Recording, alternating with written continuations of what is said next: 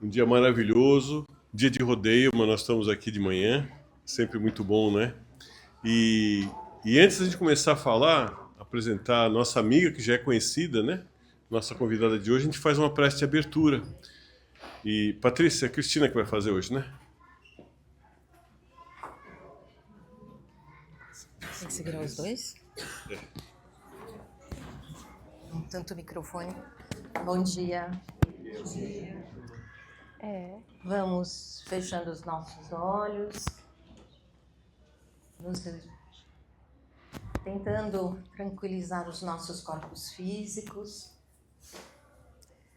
sentindo a tranquilidade de ambiente feliz, de reencontro, de abraços, de alegria. Mas vamos voltando agora ao nosso interior, buscando tranquilidade, para que possamos nos conectar com os nossos anjos da guarda, nossos mentores individuais, com os mentores e mentoras dessa casa que nos acolhe. Vamos respirando profundamente, nos tranquilizando. E vamos abrindo os nossos corações e mentes para esse estudo do dia de hoje. Vamos agradecendo ao nosso Pai por essa oportunidade de aprendizado, de reencarnação. Vamos agradecendo Jesus, nosso amado Mestre, por todo o seu exemplo, pelo seu Evangelho, que possamos seguir seus passos a cada um dos nossos dias. Vamos agradecendo aos mentores e mentoras dessa casa que desde os primeiros instantes prepararam esse ambiente. Assim, mais tranquilos e serenos, vamos pedindo licença para iniciarmos o nosso estudo da manhã de hoje, envolvendo nossa querida Luísa, com muita luz, muita paz e muito amor. Que assim seja, graças a Deus. Que assim seja. Obrigado, Cristina. Cris, depois você tirou uma foto? Como já falamos, a Luísa... Você tirou uma? Apertei o botão. Qual que é o valor? A Luísa Martelletto é uma amiga muito querida, antes de nada. Ela é natural de Minas Gerais e já morou em Nevada, em Las Vegas, e hoje reside com a família no Colorado. Tem uma casa espírita que ela trabalha lá. É autora de mais de 20 livros, psicografados ou não, também sobre histórias do espiritismo,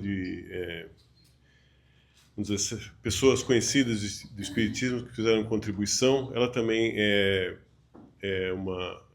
aqui como diz aqui, né, uma consultora em direitos humanos e voluntária da Fraternidade Sem Fronteiras. Foi aí que a gente acabou se conhecendo, né?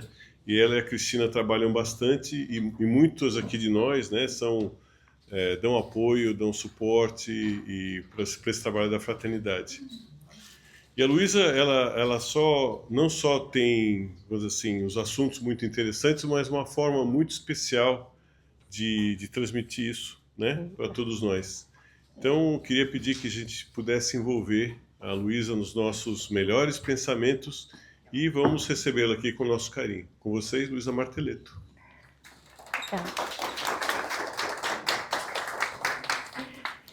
Bom dia, bom dia a todos. Que Jesus nos abençoe nessa manhã de domingo, abençoe esse nosso encontro, que eu já quero agradecer a todos, né, com muito carinho, o convite que eu recebi para estar aqui. E também pedir à espiritualidade amiga que nos ampare e que me ampare para que eu não me desvie daquilo que precisa ser dito, que as palavras sejam simples, né, e cheguem ao coração de quem precisar delas. E ao final eu vou abrir para perguntas, tá bom? Bom, hoje eu fui convidada para falar sobre mediunidade na infância, mediunidade infantil, e e também alguns momentos na adolescência. E eu gostaria de começar dizendo uma coisa que eu considero muito importante, logo de cara, né, para a gente falar. A mediunidade infantil, ela não é um bicho de 7 cabeças, não é um assunto para pânico, não é um tema para desespero, porque muita gente fica nervosa quando percebe isso, mas é um tema de estudo, para cuidado, para oração e para o bom senso. Porque se formos olhar, né, com atenção, nós vamos perceber que a mediunidade na infância ela está presente em muitas casas.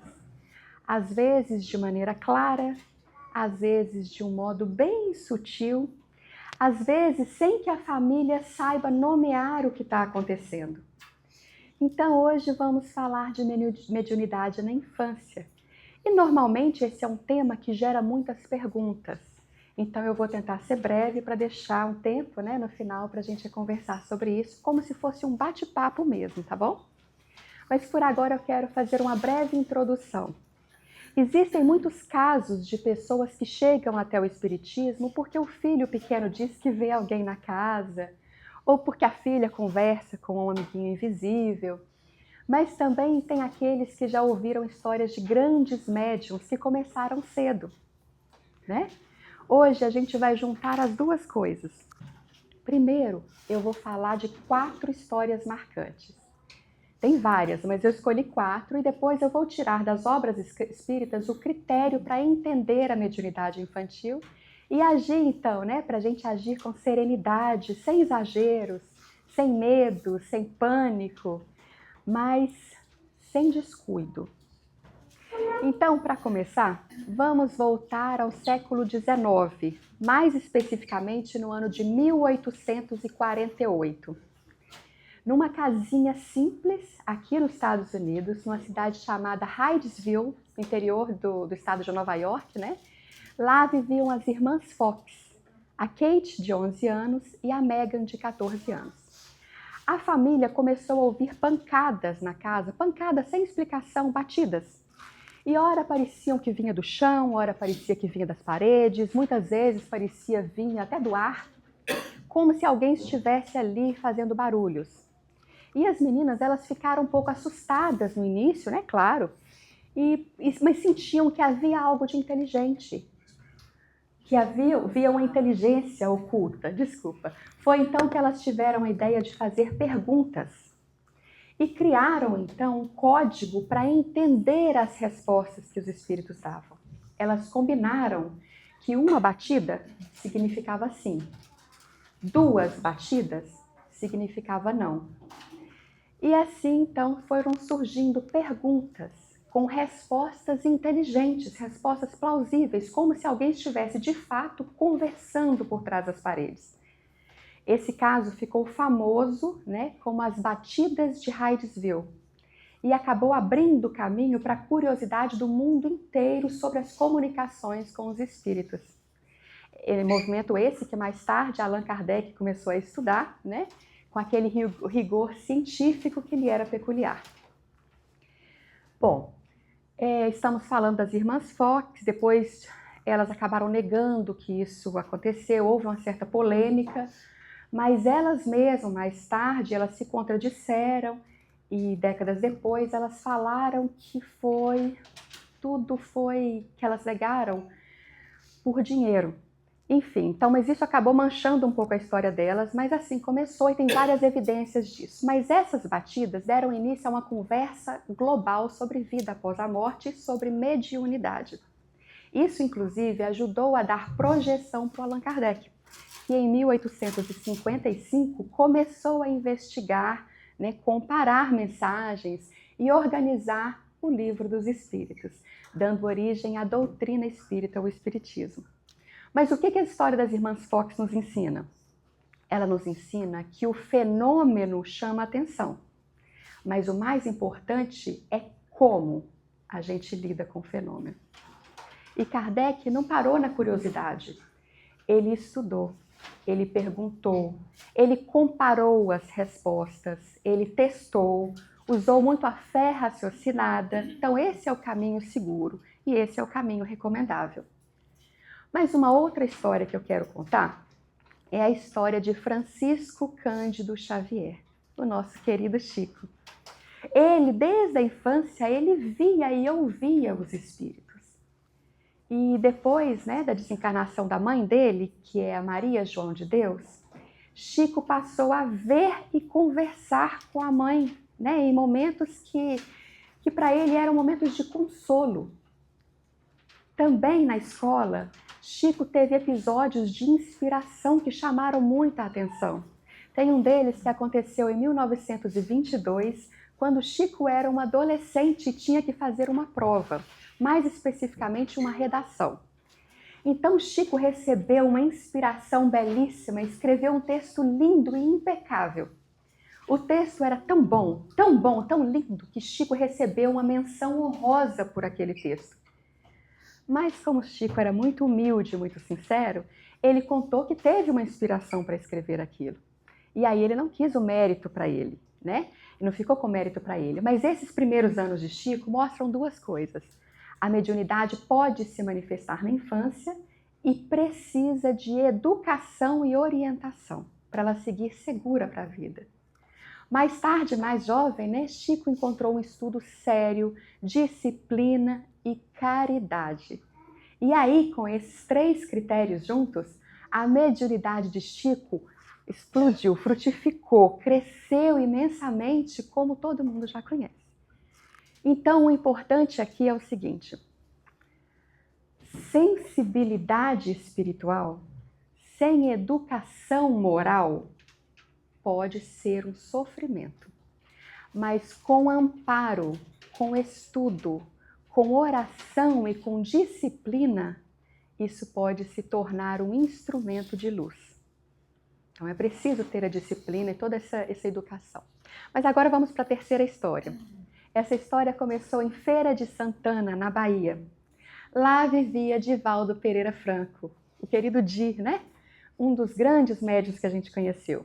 O Divaldo tinha uns 4 anos e meio de idade quando ele viu na casa dele uma senhora e chamou a mãe. Na inocência, chamou: mamãe, aqui está uma mulher que diz ser minha avó, Maria Senhorinha.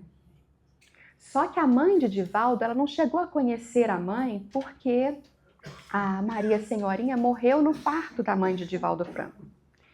Então, a mãe de Divaldo, né, a dona Ana, ela ficou assustada quando Divaldo falou que a avó estava ali. Mas em seguida, Divaldo descreveu a roupa que ela estava, o seu jeito de vestir e detalhes como uma gola alta, um adereço no pescoço, características que a tia de Divaldo reconheceu como sendo realmente a sua mãe, a Maria Senhorinha. Né? Inclusive, tinha um camafeu que foi colocado no funeral. E a partir dali, as visões de Divaldo se tornavam cada vez mais frequentes. Naquela época também, Divaldo tinha um companheiro de brincadeiras, um índiozinho da mesma idade, né, que ele, que se apresentava como Jaguaraçu. Ninguém via, então para todos aquele era um amiguinho invisível. Mas Divaldo, ele via, ele brincava, ele interagia com o índiozinho, corria, conversava como se ele fosse uma criança real mesmo que estivesse ali com ele, brincando de correr, de pique, um ganhou, o outro não. E a gente sabe que anos depois, né, esse Jaguaraçu, esse amiguinho do Divaldo, ele se despediu dizendo que iria reencarnar. Bom, o tempo passou, Divaldo cresceu, estudou, encontrou a casa espírita e transformou aquela sensibilidade que ele tinha em um trabalho focado no bem.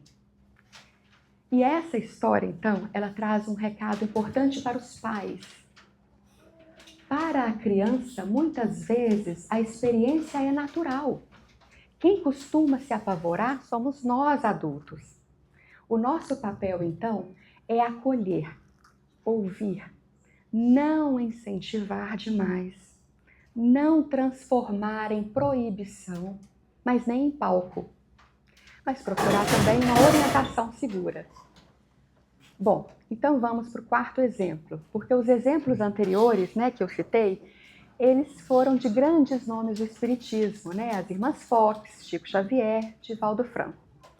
Mas eu quero trazer aqui agora um outro exemplo para mostrar que o fenômeno mediúnico ele não é coisa de espírita. Por isso eu quero pegar um exemplo que aconteceu nos Estados Unidos e que é do menino chamado James Leininger. Não sei se vocês conhecem essa história. Esse, inclusive, é conhecido como o caso mais bem documentado sobre reencarnação. Documentado. E tem mais provas sobre a reencarnação. E a história de James Leininger é a seguinte. Aos 2 anos de idade, o pequeno James, ele começou a ter pesadelos com aviões em chamas. Ele se batia, dizendo, o piloto não consegue fugir, o avião está em chamas. E ele começou a contar histórias desse piloto que se chamava James Huston Jr. Então, os pesadelos, ele gritava à noite, ele se debatia, tentando sair de um lugar que ele tivesse preso.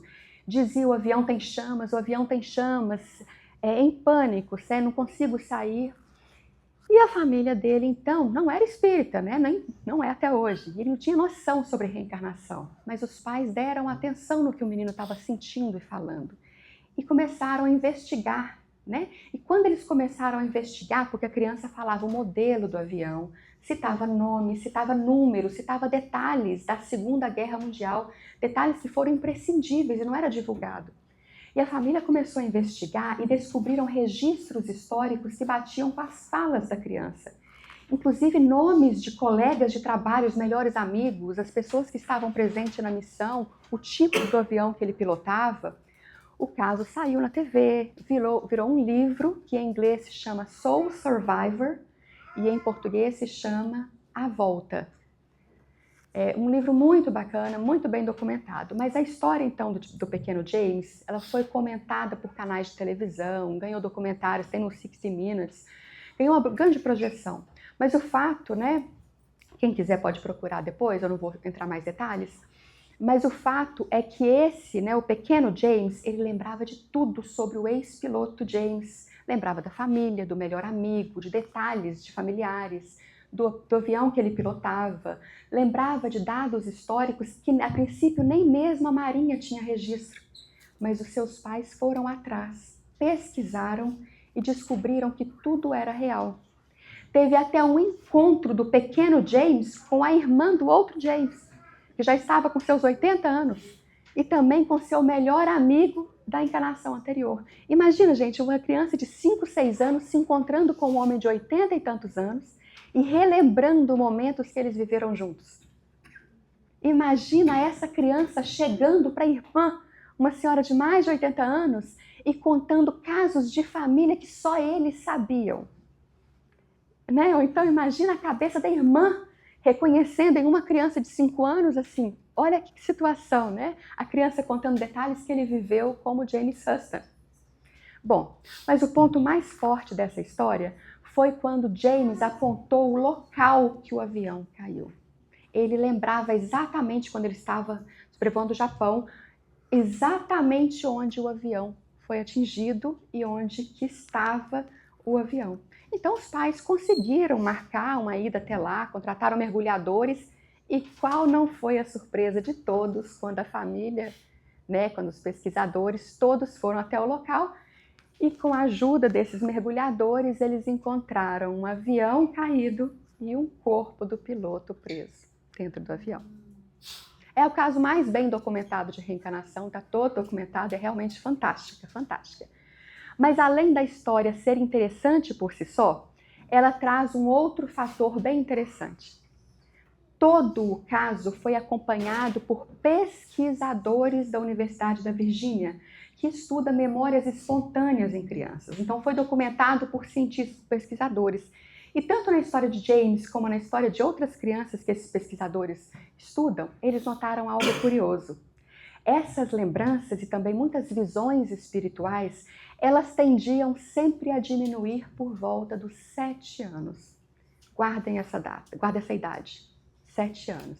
A criança pode ter mais lembranças e contato com visões, né, do mundo espiritual, mas que os estudiosos não espíritas, mas eles já percebiam que tendiam a diminuir até os 7 anos de idade.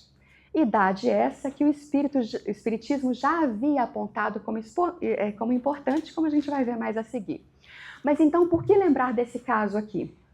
Eu quis contar esse caso aqui para reforçar que o fenômeno humano é muito maior do que as nossas caixinhas.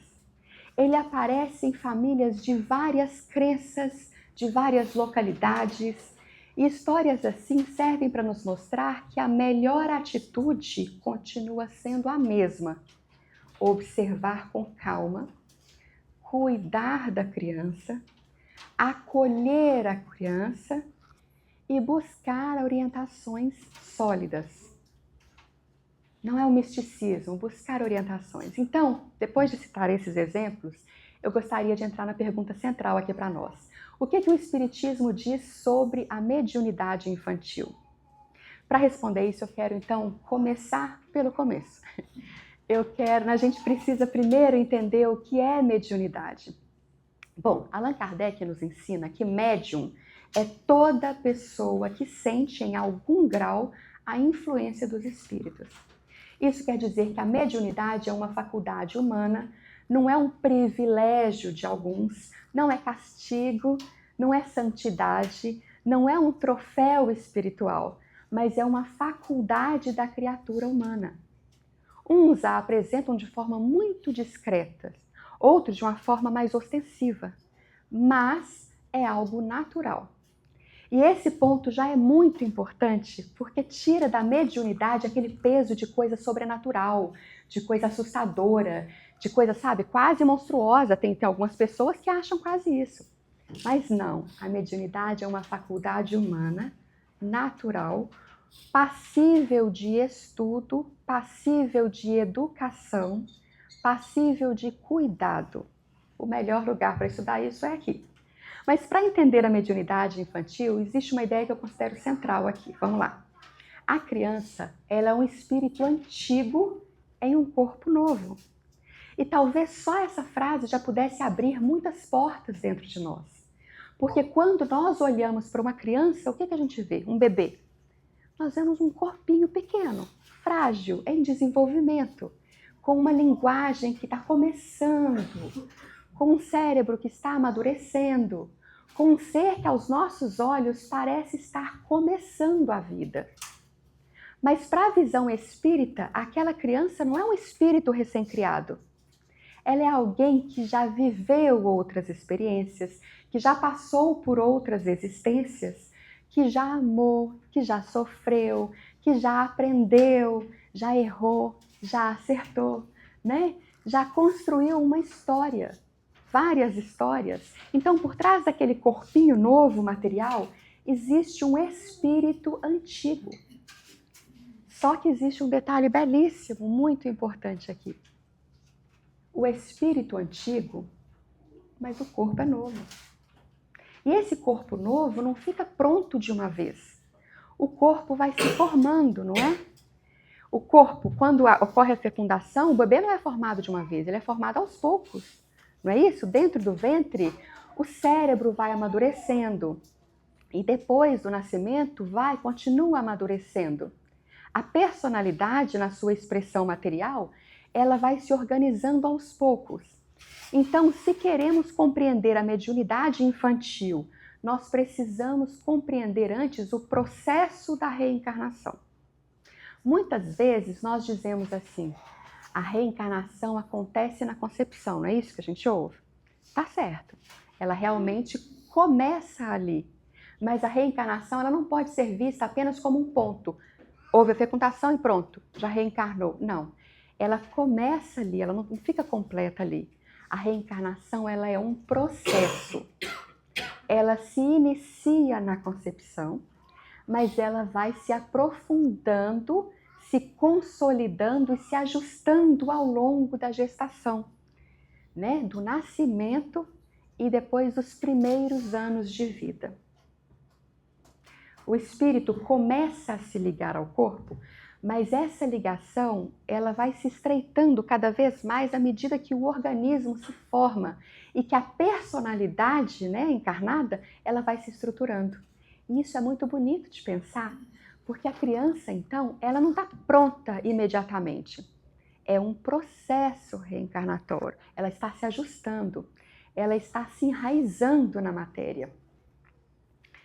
Quando nós pensamos no início da vida física, né, isso fica ainda mais claro. Eu vou contar um pouquinho aqui. O começo da gestação, a gente tem uma célula, assim que há a concepção, tem uma célula, depois 2, depois 4, depois 8, 16, 32, muitas outras. O embrião vai se formando aos poucos, ele vai ganhando contorno, ele vai se organizando, ele vai se desenvolvendo dentro do ventre materno. Mas o espírito que está reencarnante, ele já traz consigo a sua individualidade, um perispírito completo, ele traz a sua bagagem, a sua história, ele traz a sua estrutura perispiritual completa. Então, naquele início, um espírito completo, ele não consegue entrar totalmente, mergulhar totalmente na matéria de uma célula, da célula que está se formando no ventre da mãe. Então, né, aquela célula que está ligada ao corpo espiritual completo. Então, só para explicar um pouquinho que a ligação existe, o início da reencarnação foi feito, mas está ainda em processo de aprofundamento. É como se o espírito, nesse período inicial, ele estivesse ainda muito mais próximo da realidade espiritual do que da realidade corporal que está se formando. Ele já começou a reencarnar, mas ainda está reencarnando. E isso ajuda muito a entender a infância e a mediunidade infantil. Vamos lá, quando a criança nasce, esse processo continua. O recém-nascido dorme muito, não é? Ele dorme muito, então ele interage muito pouco com o mundo externo, porque ele está dormindo a maior parte do tempo. Seus sentidos ainda estão amadurecendo, seu cérebro ainda está em intensa formação. E aos poucos, né, à medida que vai crescendo, ele vai se fixando mais à matéria, vai ficando mais presente no mundo nosso, né, no mundo material, do que dormindo, do que no mundo espiritual. Aos poucos, ele vai se apropriando do corpo. Aos poucos, ele vai usando mais esse instrumento carnal com mais intensidade. E é aqui que entra um raciocínio muito interessante sobre o desenvolvimento da criança. No início, agora, gente, eu estou sendo um pouco mais teórica, só para ficar mais fácil de entender, tá bom? E eu estou fazendo essa introdução para ajudar a entender por que algumas crianças, nos primeiros anos de vida, elas parecem ter uma sensibilidade espiritual muito mais maior que os adultos. Mais maior. Né? Para entender por que os relatos surgem na infância e depois desaparecem.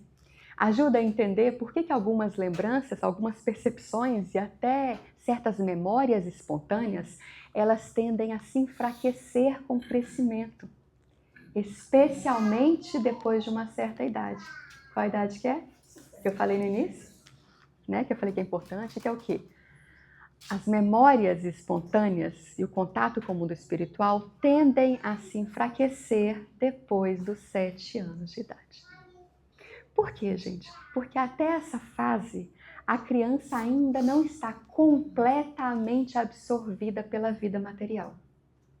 Parece estranho aos nossos olhos, porque a gente vê a criança ali, mas né, isso está registrado por Allan Kardec e está lá no livro O Consolador de Emmanuel, Psicografia de Chico Xavier, então não estou tirando nada de trás da orelha, não. Nem é fonte da minha cabeça, não. Está lá registrado.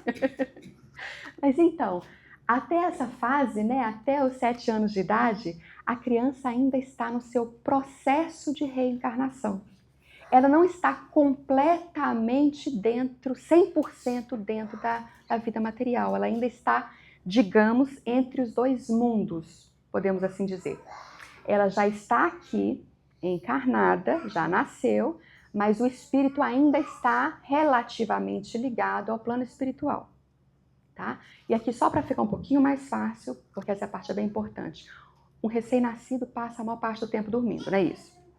Principalmente quando é recém-nascido. Fica muito mais tempo dormindo do que acordado. O que acontece com o nosso espírito quando nós dormimos? Ele se desprende parcialmente, não é isso? Parcialmente porque se desprender totalmente é o desencarne. Mas ele se desprende parcialmente. Então, quando nós dormimos, o nosso espírito se desprende e vai para onde? Para o plano espiritual. Um recém-nascido que passa a maior parte do tempo dormindo, onde ele está mais presente? No plano espiritual. Né?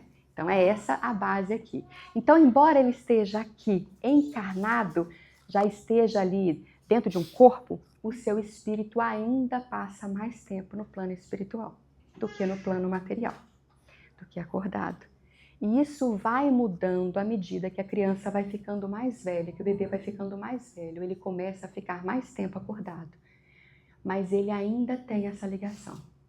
Então é por isso que nós dizemos que a criança passa mais tempo no plano espiritual. Ela está mais vinculada ao plano espiritual. Um bebê ele pode parar e ficar olhando para o nada, a gente não está vendo nada, mas ele pode sim, né, estar em contato. Não porque a criança seja especial no sentido de vaidoso, que ela seja superior, mas porque ela ainda está em um processo de adaptação reencarnatória. E é por isso que tantas vezes a criança percebe o que o adulto já não percebe. O adulto ele está profundamente mergulhado na matéria, nas preocupações, no raciocínio, né, na vida objetiva que a gente tem aqui, nas convenções sociais e nas distrações do mundo em geral. A criança pequena não. A criança pequena ainda consegue circular, transmitir entre os dois mundos, ela tem essa permeabilidade, essa abertura, essa proximidade com o mundo invisível. Agora, isso exige de nós muito equilíbrio, porque dizer que a criança tem mais facilidade de contato com o mundo espiritual não é dizer que tudo o que ela fala é espiritual. Esse ponto é essencial. A infância também é um território da imaginação, da fantasia, do simbolismo, né? Da elaboração emocional, porque a criança brinca, a criança tem que brincar, ela tem que inventar, ela tem que criar personagens, isso faz parte do processo saudável, ela dá vida ao que ela sente.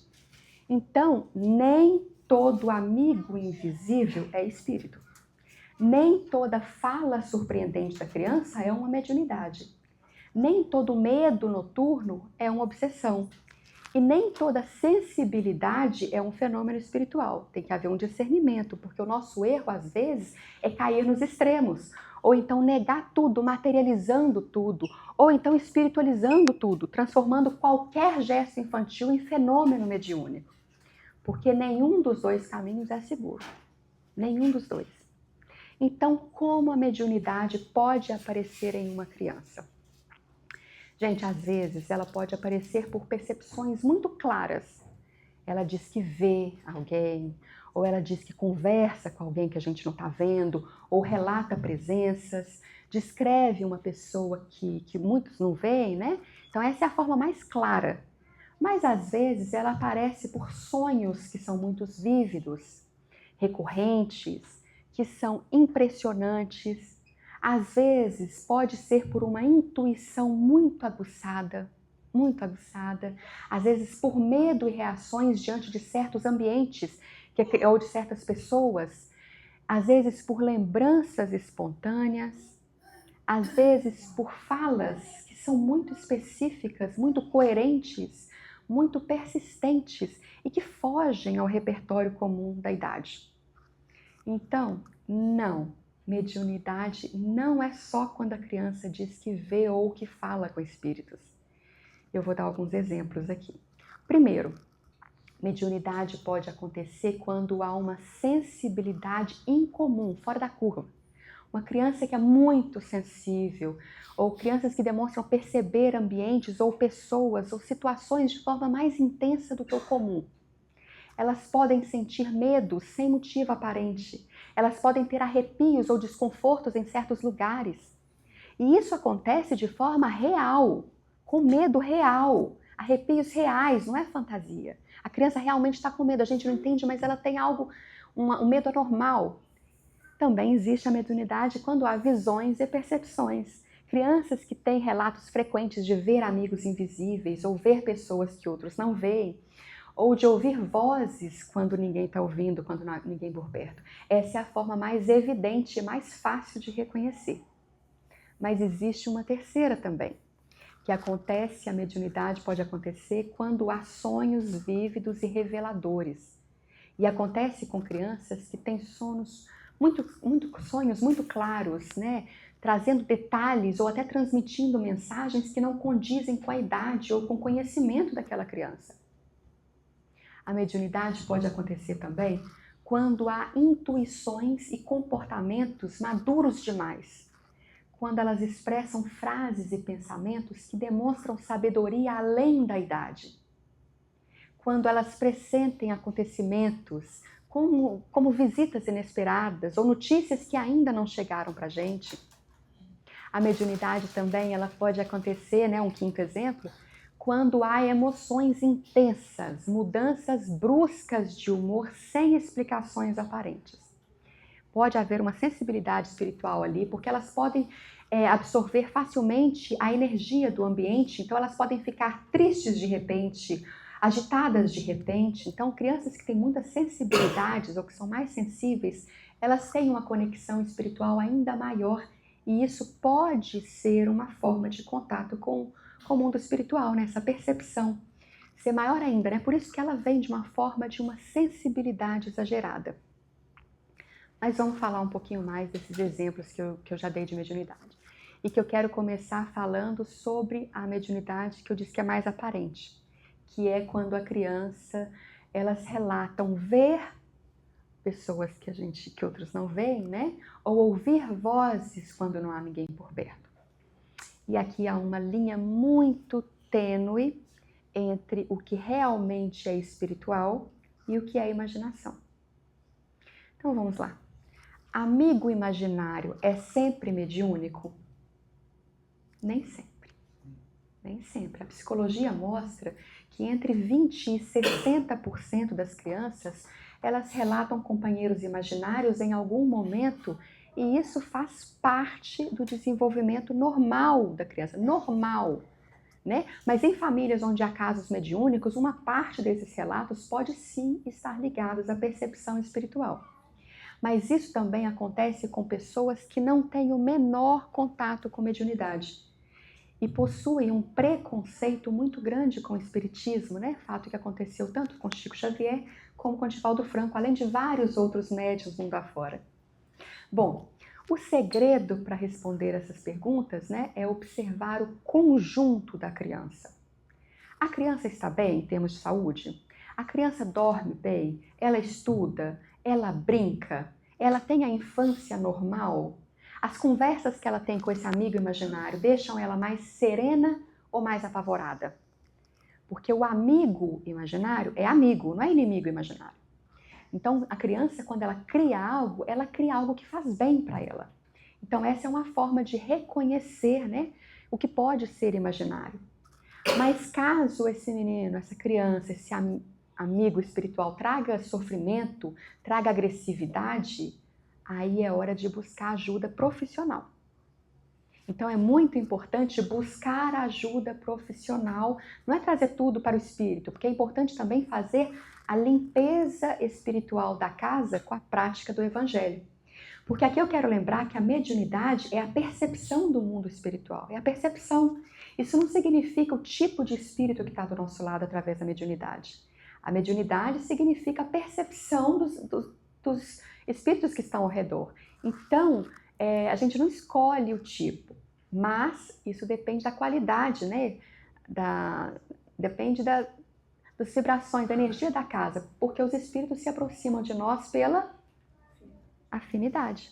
Então, a primeira coisa, quando a gente nota mediunidade, seja em crianças ou em adultos, é cuidar do meio espiritual, é cuidar da vibração da nossa casa, cuidar da qualidade das nossas falas, dos nossos pensamentos. Então vamos lá. E se o meu filho, né, se a criança demonstrar um dos pontos que eu citei, a gente deve estimular ou proibir? Nem 8 nem 80. Kardec foi muito claro. É inconveniente desenvolver mediunidade em crianças. O organismo da criança ele é delicado, a imaginação pode ser super excitada e há risco de ilusão e obsessão na criança. Depois ela cresce, se ela tiver isso na infância, ela cresce desestruturada.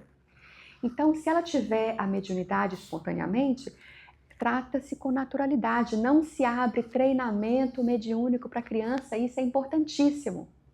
As diretrizes do movimento espírita, elas também são bem firmes em afirmar que reuniões mediúnicas são para adultos equilibrados. Também não é adulto desequilibrado que vai para a reunião, não. Então, não são para crianças de jeito nenhum. Então, por exemplo, um documento que tem orientação ao Centro Espírita, né, da Federação Espírita, esse documento ele tem como requisito que para integrar a equipe da reunião mediúnica é preciso ter 18 anos ou mais. Criança e pré-adolescente não vão à mesa mediúnica. Ponto. Isso não deve acontecer para preservar o desenvolvimento mental e espiritual, né? Para preservar essa criança e adolescente. Então, apenas acima de 18 anos. Mas como acolher essa criança no ambiente familiar? Então, aqui eu vou montar um roteiro simples, né? Para os pais e familiares. No Brasil, nós temos uma médium que se aprofundou bastante no assunto mediunidade infantil, que é a Sueli Caldas Schubert. Ela tem um livro chamado Mediunidade e Obsessão em Crianças. Então, ela já estuda isso há muito tempo. E sobre esse assunto, ela dá as seguintes recomendações. Primeira coisa, ouvir sem interrogatório. Deixa a criança contar o que ela quiser, mas evite perguntas todos os dias para não alimentar a imaginação da criança e nem transformar o assunto em palco. É para acolher com naturalidade. E aqui eu gosto muito de explicar o seguinte. Vamos supor, qualquer um de nós, vou pegar o nosso exemplo de nós que já somos adultos, ok? Se a gente chegar num determinado local e falar uma coisa e ganhar muita atenção, e as pessoas quererem saber mais, né, conversa que a gente fale mais sobre aquilo, existe uma chance muito grande da gente repetir esse assunto em outra ocasião. Porque vai perceber que quando a gente fala sobre um assunto e ganha muita atenção, todo mundo para te escutar, você ganha atenção, isso alimenta o ego, né? E tem pessoas também que alimentam a atenção, nem só o ego, o subconsciente dessa necessidade de atenção. É como se o inconsciente validasse, sentisse que ele é querido, que ele é amado, né? Quando ele recebe essa atenção. Então nós, adultos, se de repente a gente chegar num lugar, falar um assunto e todo mundo querer saber e mais pessoas se aproximarem, e você descobrir que depois quando você fala novamente sobre esse assunto, isso acontece novamente, tem mais atenção, perceber que toda vez que se fala sobre um determinado assunto, você vai ter atenção, qual é a tendência natural disso acontecer mais vezes? Vai acontecer que a gente fale mais e mais e mais sobre isso. Né? Porque isso vai suprir uma necessidade íntima que às vezes a gente nem sabe que tem essa necessidade. Então isso nós adultos, com a mentalidade formada, se a gente age assim, imagina uma criança. Então se uma criança chegar aqui do nada e falar assim, eu encontrei o vovô hoje, e de repente todo mundo para, o quê? Você encontrou seu avô? O que ele falou? Né? No caso, se o avô já estiver desencarnado, né? Se essa criança começa a ganhar uma atenção exacerbada, o que vai acontecer com essa criança naturalmente? Se a criança perceber que quando ela fala que vê amigos invisíveis, ela ganha a atenção, esse vai ser o próximo assunto mais natural dela.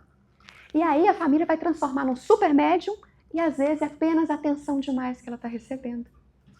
Não é isso? Não é natural isso? Porque através disso ela vai ter atenção. E aí começa um distúrbio muito grande, que pode até ser verdadeiro no início, mas ela começa a receber muita atenção por isso, pode ser que a imaginação comece a criar mais como uma forma íntima, né, como uma forma subconsciente de atenção. E hoje em dia, isso acontece de uma forma pior ainda, que é o quê? As redes sociais. Os telefones ligados o tempo todo, as câmeras gravando o tempo inteiro. Então, de repente, a criança está brincando e fala assim, isso aqui o vovô gosta, estou dando um exemplo. Então, ela pode estar ali brincando, gravando, dando muita atenção a algo que seria simples. E isso confunde. Então, a recomendação é não dar muita atenção. É ouvir, porque a gente tem que ouvir, não desprezar a criança. Você ouve sem interrogatório. Se a criança falar alguma coisa, haja com naturalidade. Não transforme isso em um holofote. Outro ponto importante que a Sueli destaca, né, que é o segundo, que é conversar sobre vida e morte com palavras simples, com naturalidade. Traga esse assunto em casa. diga que espíritos são pessoas sem corpo. É importante dizer que muitos espíritos não é malvado, para que a criança não fique com medo exagerado. Mas também é importante dizer que nem todo espírito é bonzinho, assim como o ser humano. Mas por isso a gente deve orar, deve praticar o bem e ficar longe das coisas que fazem mal. O terceiro ponto, né, segundo a Sueli, é manter a higiene espiritual no lar. A Sueli recomenda que, se possível, que os pais devem fazer o evangelho no mínimo, uma vez por semana. Mas se o caso for mais frequente, que faça com frequência. Leia o trecho do Evangelho segundo o Espiritismo, da Bíblia, faça uma prece, converse com respeito e harmonia, principalmente sobre valores morais, para que a criança pratique isso e cuide da qualidade dos espíritos ao seu lado. Quarto ponto muito importante, mantenha a qualidade da rotina, porque a criança precisa brincar, precisa estudar, precisa gastar energia, precisa fazer artes, fazer algo com as mãos, fazer dever de casa, porque isso organiza a mente, organiza o sono, o cérebro, o desenvolvimento saudável da criança. Então é muito importante que mantenha-se uma atividade e uma rotina que seja saudável para a criança desenvolver. Criança deve ser criança. Isso é muito importante. Não vamos adultizar a criança, né? Então, outro ponto da Sueli é que pode sim tomar passe e receber atendimento fraterno. Se a criança apresentar medos, irritabilidade, pesadelos, os pais podem procurar um centro espírita, procurar um atendimento fraterno, tomar um passe. Isso é diferente da reunião mediúnica, que é só depois de 18 anos. Não, porque os espíritos podem atuar acalmando ou revitalizando conforme a necessidade. E o capítulo 14 do livro A Gênese, ele explica que os fluidos eles podem ser excitantes ou calmantes. E isso ajuda a entender por que o passe bem dirigido, com oração, por que o passe ele auxilia tanto, especialmente nas crianças.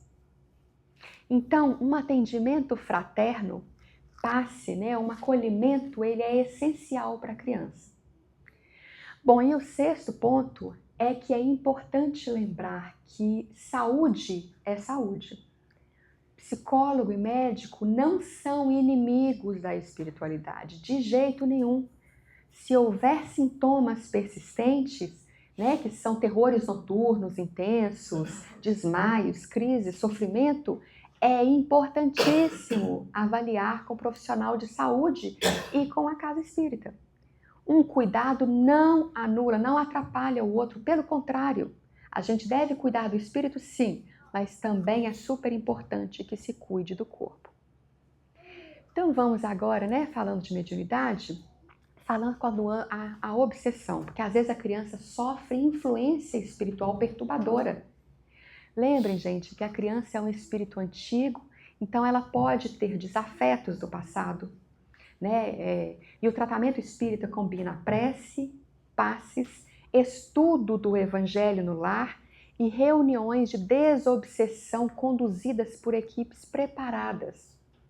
O manual Desobsessão, né, de André Luiz, a psicografia de Chico Xavier, ele descreve esse trabalho com uma ordem, com uma simplicidade e com disciplina. Mas é para adultos da equipe, não para crianças.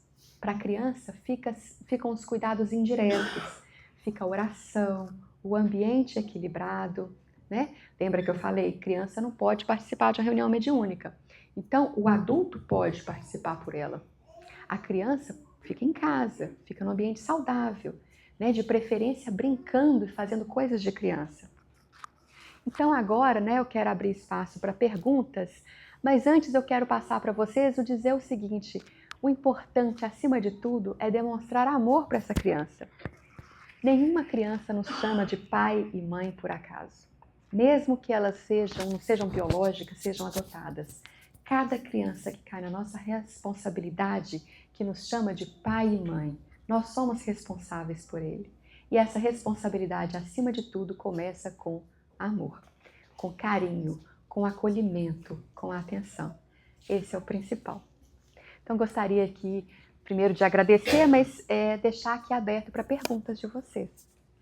Posso fazer uma primeiro? Claro. Todos nós temos experiências diferentes, né, com mediunidade. Se você foi na infância, e onde você foi buscar ajuda em primeiro lugar? Quando A mediunidade manifestou para você, se foi criança ou foi adulto para você, específico, Para mim, ok. E onde você foi buscar ajuda em primeiro lugar? Foi numa casa espírita? Onde foi? Muita gente chega no espiritismo pela dor, não é isso que fala? A gente vem para o espiritismo pela dor. Eu cheguei pela mediunidade. Bom, dentro da crença que eu tinha, foi me indicado procurar um psiquiatra quando aconteceu isso. E o psiquiatra disse, procura um centro espírita. E aí, não contente com a resposta, fui buscar um padre. E o padre disse, me ouviu, o padre já me conhecia, ele ouviu, procure um centro espírita.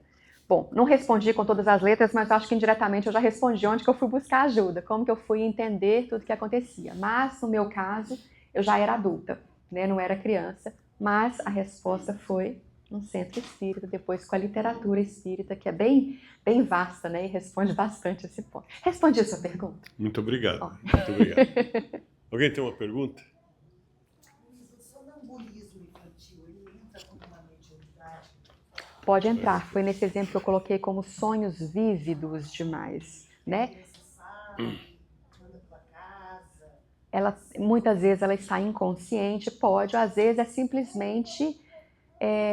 pode sim ter, quando a criança traz lembranças, é esse contato com o mundo espiritual e a mediunidade onírica. Então, não só criança, adultos também, né? Quando a maioria de nós tem sonhos todos os dias, mas poucos são os que lembram quando acordam, que lembram dos sonhos. Só falando em relação a sonhos, existem os dois tipos. Existe aquele sonho que a gente está aqui, está dormindo, de repente a gente sobe num balão e dentro do balão tinha uma vaca e de repente a gente desce e está na China. Isso é sonho, não tem uma coerência. E normalmente eles são em preto e branco. Às vezes até a gente lembra, fala assim, eu acordei, era um balão colorido. Quando a gente começa a ter mais essa percepção, o sonho, pelo cérebro, ele é em preto e branco. O sonho mediúnico, eles são encontros vívidos, com cores, com lembranças, e quando a gente acorda, a gente não fica, parece que eu tive um sonho. É algo que vem aquela sensação assim, aconteceu. E às vezes, a gente fica até na dúvida assim, isso aconteceu mesmo ou foi sonho? Porque é algo muito mais vívido, é colorido. Então, por exemplo, a criança, às vezes ela está só dormindo e o corpo está andando, não está lembrando nada. Não significa que é mediúnico. Quando vem detalhes, você tem essa certeza, né? Porque, bom, muita gente não lembra dos sonhos, como eu falei. Todo mundo sonha, mas poucos são os que lembram. E esses encontros espirituais que acontecem, eles, de certo modo, têm que ter uma permissão para a gente lembrar. Por isso que não é todo mundo que lembra. Aí, quando a gente consegue lembrar desses encontros, é chamado de mediunidade onírica, que vem através dos encontros de sonhos, né? Mas essa criança, então, assim, para responder, nem sempre. Pode ser o sonambulismo em crianças e adultos? Pode ser? Pode. Mas não significa. Às vezes o corpo muito cansado, a gente não consegue dormir direito, ou a criança sai andando num estado que não tem com certeza ciência do que está fazendo, sabe? Que está naquele estado assim, eu estou andando, mas eu estou um pouco dormindo, e às vezes está simplesmente nesse período mesmo, não significa ser espiritual. Mas pode ser também. O terror noturno? Só tá do outro lado, eu não consigo. Ela não tá ali com a gente. E ela tá berrando, e ela tá em crise, e você segurar, e você... obrigada. Tem que apertar isso aqui? Não, só tá. E aí você tem que segurar, no meu caso, né? Eu segurei, rezei, vibrei. Demorou, mas acalmou. E depois eu fiquei sabendo que tiveram vários episódios dessa criança ter isso. Mas é assustador, porque principalmente pra gente que tem uma bagagem espírita, a primeira coisa que passa na cabeça, alguém tá ali fazendo alguma coisa com esse espírito. É ou não é? Pode ser.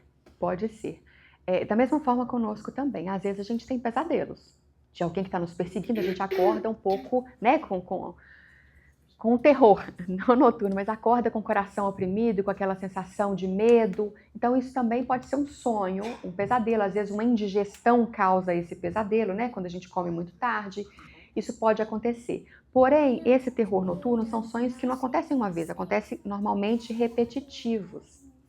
E aí vem uma coisa que é muito importante, que é pouco falada.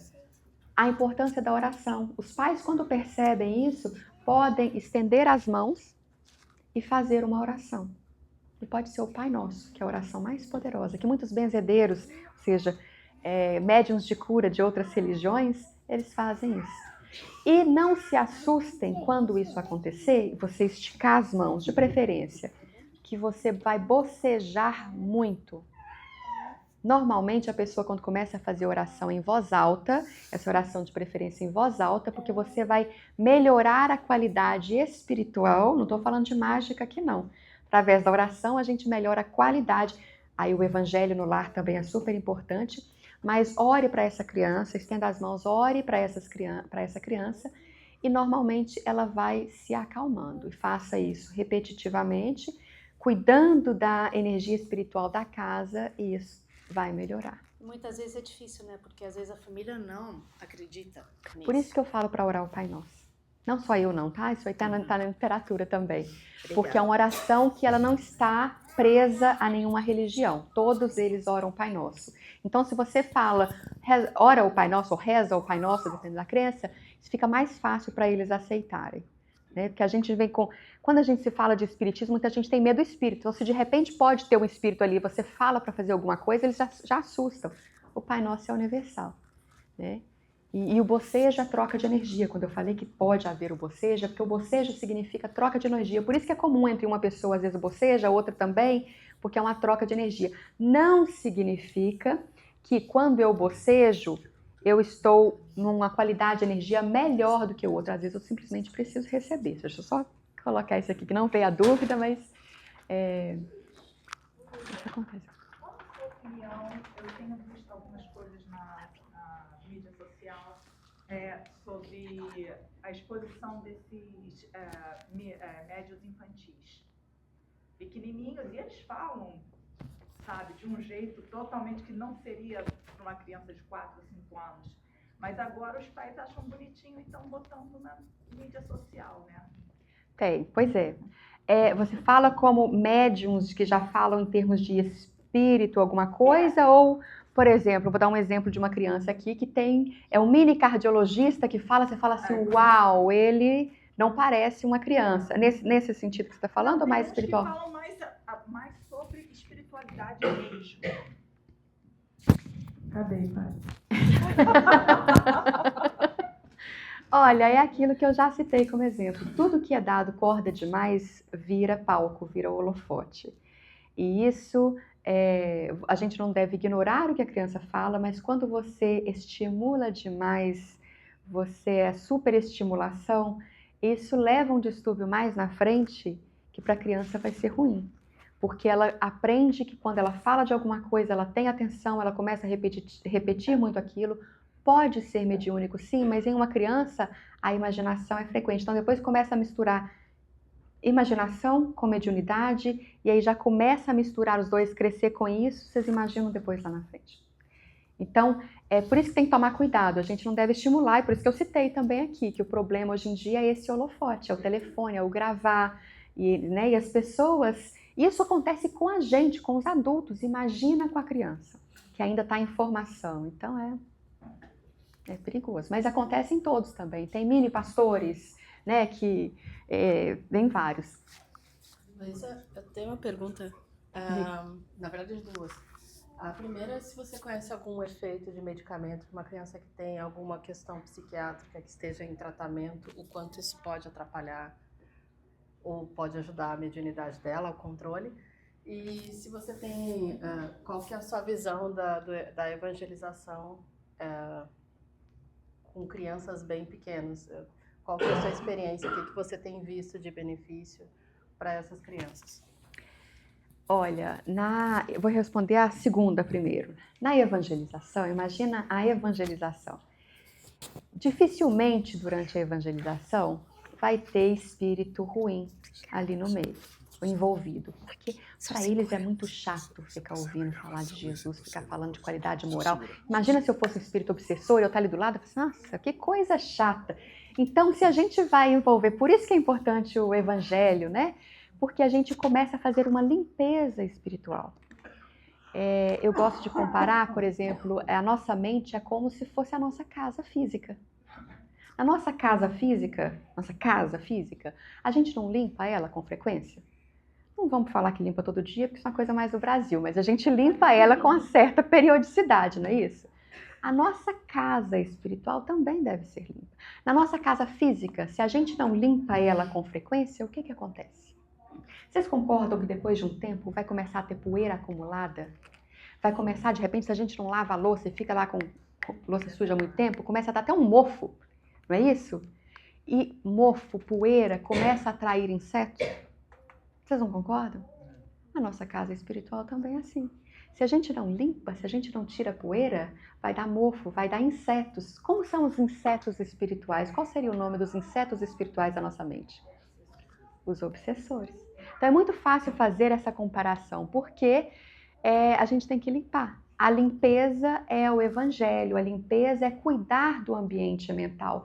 Então, na evangelização infantil é super importante porque você já cuida do ambiente mental daquela criança, respondendo a sua pergunta. E se você cuida do ambiente mental, se a criança, que é o que eu falei agora, ela passa mais tempo em contato com o mundo espiritual, se a gente está limpando, qual que é a qualidade do contato que essa criança vai ter na nossa casa?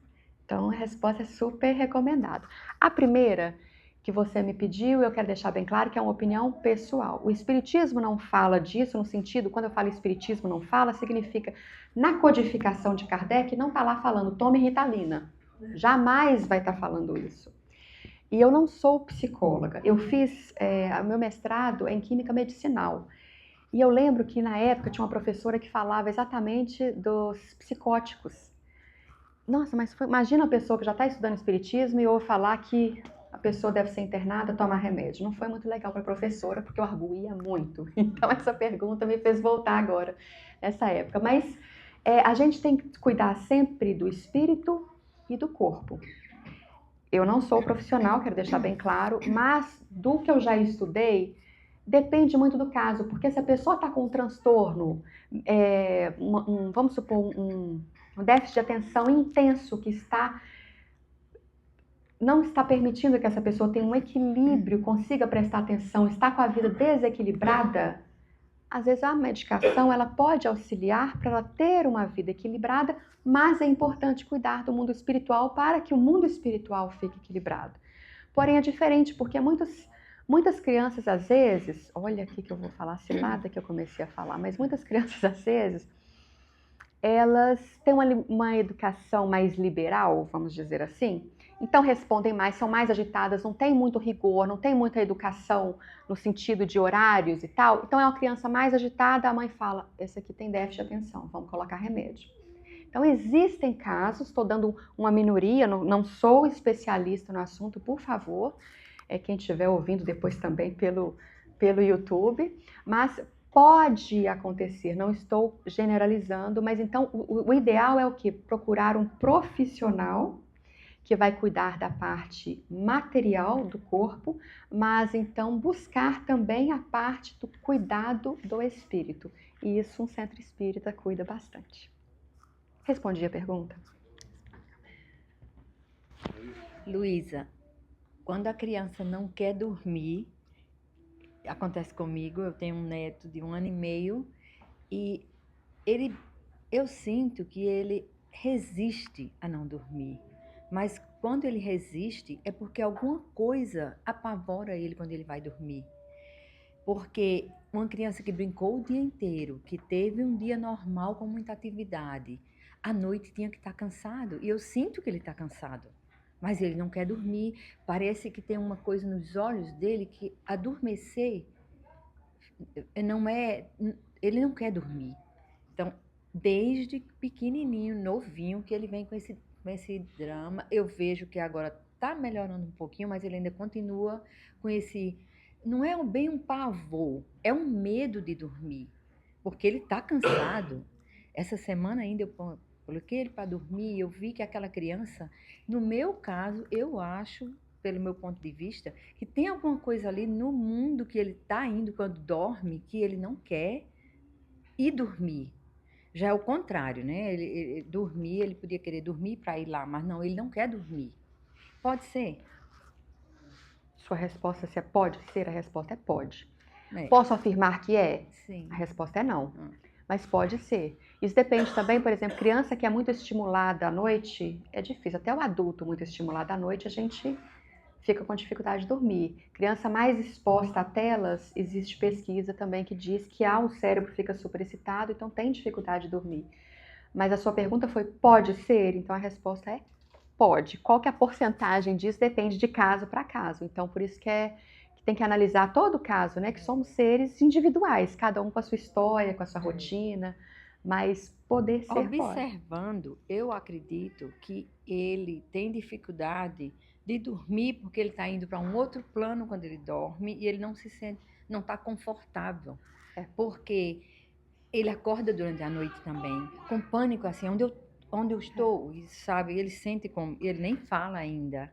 Então, é por isso que pode ser. Eu sinto mas que também tem pode coisa. ter algo. É igual a questão do amigo imaginário. Pode ser espiritual? Pode, mas também pode ser algo do corpo mesmo, né? Uma superexcitação da criança. Eu não conheço todo o caso para poder falar, mas pode sim.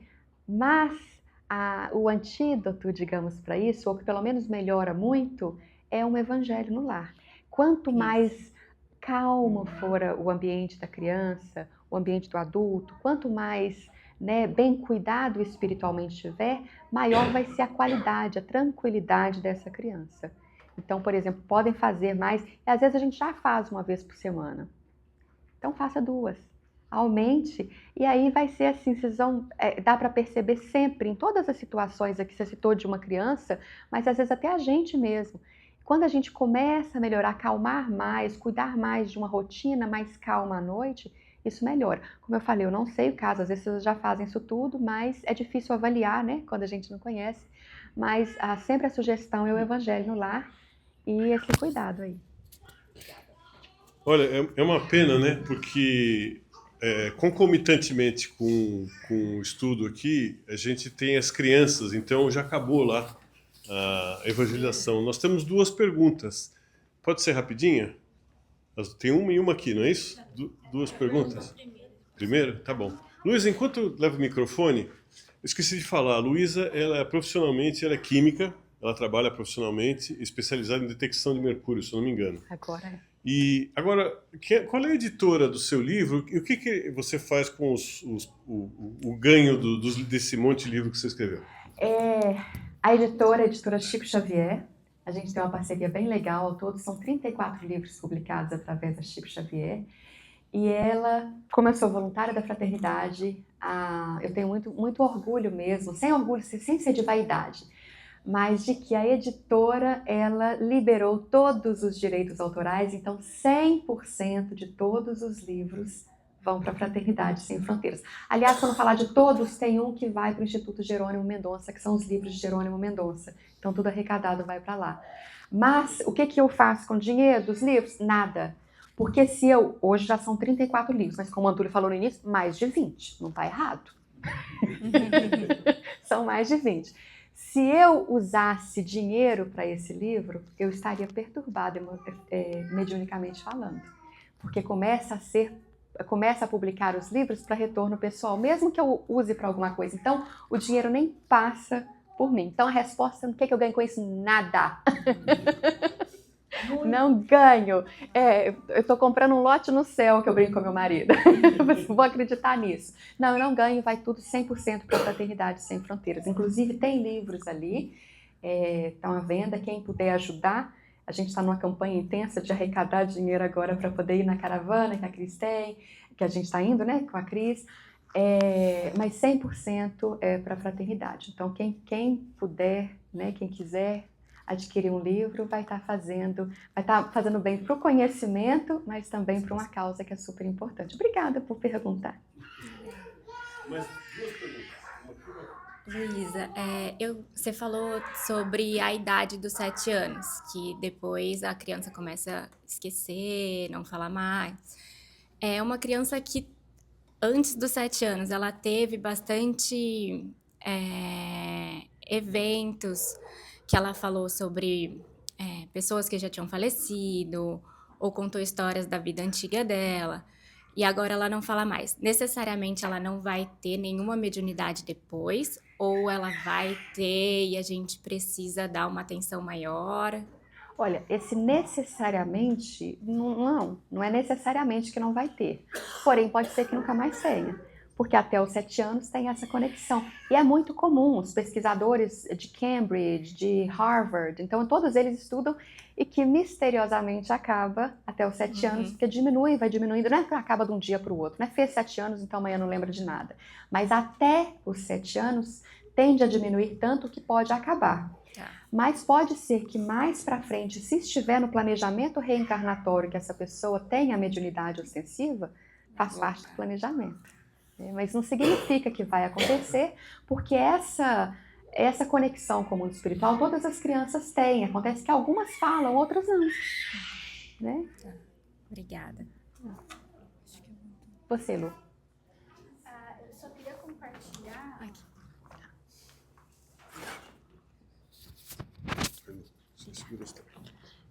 Eu só queria compartilhar, Luísa, que teve casos em que eu soube, que eu venho de Campinas, né, do Centro Espírita Allan Kardec em Campinas.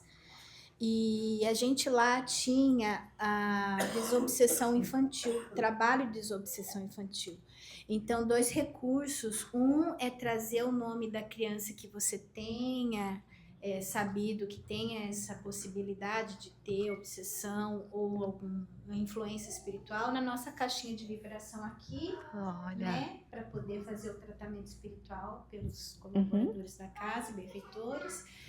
E outra é no trabalho de desobsessão infantil mandar o nome para que eles avaliem se tiver alguma relação espiritual, seja tratado, e eu sou testemunha de que ajuda muito, e as crianças melhoram, ficam em paz e é uma nova vida. Então, lembrando que tem essa possibilidade também. E tem aqui na casa também, né? Aqui não tem dessa obsessão infantil, mas tem um tratamento. Tem a vibração na caixinha que a gente coloca os nomes. Dá para fazer. Mas em Campinas tem um trabalho seríssimo e tem os casos sérios de obsessão infantil desde bebês. Tem. Então, acontece. Eu citei muito rapidamente que seria esse tratamento espiritual, né? Que os pais devem procurar o centro espírita, mas muito bem observado que volta aqui nesse ponto, porque é importante. Por isso que é sempre importante cuidar do corpo, mas cuidar do espírito.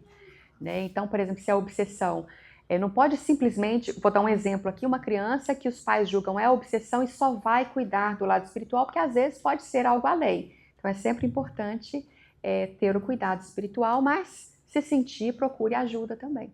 De preferência, um profissional espírita. Isso ajuda também bastante. E nós temos assistência fraterna, né? Então é só falar, a Giliane, ou falar com a gente, se precisar ter uma equipe que faz assistência. Então é uma pena, né? É uma pena, mas nós temos que, infelizmente, parar. Mas, Luísa, muito obrigado de novo por você ter vindo até aqui. Ela acordou muito cedo para poder vir aqui esse final de semana, fez um workshop com a gente também esses dias, então obrigado mesmo pela sua presença, foi uma alegria muito grande, né? Então vamos agradecer. Muito obrigada a todos vocês. Obrigado.